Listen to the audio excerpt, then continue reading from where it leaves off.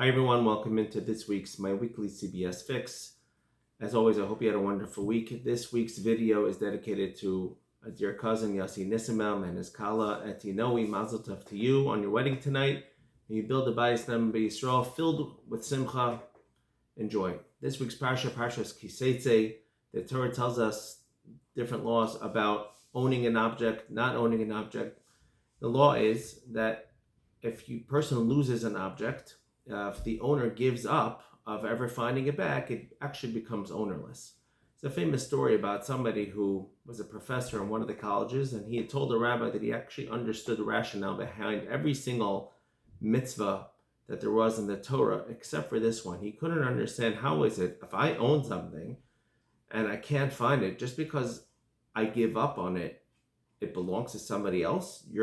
The Torah will allow ownership to somebody else based off an emotional feeling that I have, that I gave up, and somebody else is just going to pounce on it like some animalistic way of, oh, it now belongs to me that he gave up.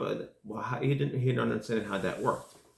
So Rabbi Weinberg explained to the fellow that in his mind, ownership works based off what you're actually holding. I own something. This is mine. This belongs to me. I am the owner. I borrowed it. It's my money. I own it. Whereas he explained to him in Judaism, in Torah, the outlook is nothing belongs to me per se. Everything is simply lent to me by Hashem. It's my connection with Hashem that allows me to have something. It wasn't my money that purchased it. It was the money that Hashem gave to me to purchase it. And therefore, when I actually have it, it's not mine per se. It still belongs to Hashem. I just have the rights to use it. So when I have something in my domain and I know where it is, so the rights were given to me to use it. When I lose it and I don't know where it is to the point that I'm going to give up on actually getting it back, that's my way of saying I'm completely relinquish it to Hashem. It's not mine. Hashem has taken it away from me. Because I believe that Hashem has now taken it away from me, it becomes hefker, it becomes ownerless, and therefore I don't own it anymore. We don't own it anymore. So Hashem is really the owner. We're just entrusted with it. Hashem gives us rights to use it. We lose those rights when we give up of actually ever getting it back. There's other things in life we have to remember that we don't own, and those are our parents, and those are our siblings, and those are our spouses, and sometimes those are even our children. And we have to realize that all those things are gifts that Hashem has given to us. But we have to remember, when I have that, a parent, they should live and be well till 120, or a spouse, also live and be well, children, whatever it is, we have to realize that they are not ours per se.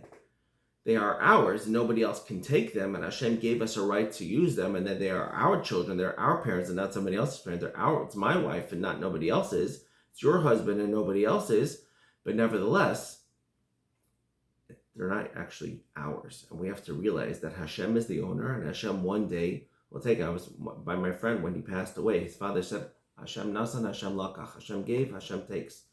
And it's a way a Jewish person describes and vents his emotion that Hashem, you gave it to me, you trusted me with it, or him or her, and now Hashem, you're taking it back. So we have to realize that if we have that mindset, it helps us deal with loss a little bit easier.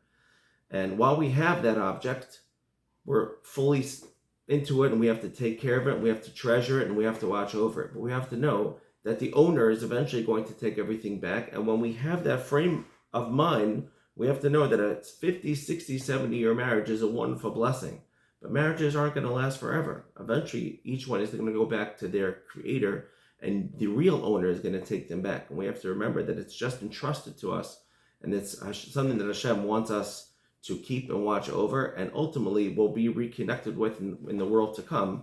But we have to remember that Hashem is really the owner of everything. And if we remember that Hashem is the owner of everything, it's not as difficult for us when we have to say goodbye to that and impart it back to Hashem, and the connection that we had with it, while strong, but we know that there's something tied to the end of it, that one day Hashem will take it back. Hashem was one day going to take us back as well, but don't worry, certainly a time of happiness when that happens as well, to be back with Hashem. Our souls experience a wonderful experience, our Mishnah says, one moment in the world to come doesn't compare to an entire lifetime of fun in this world. So keep that in mind. Hashem is the ultimate owner. Everything belongs to Him.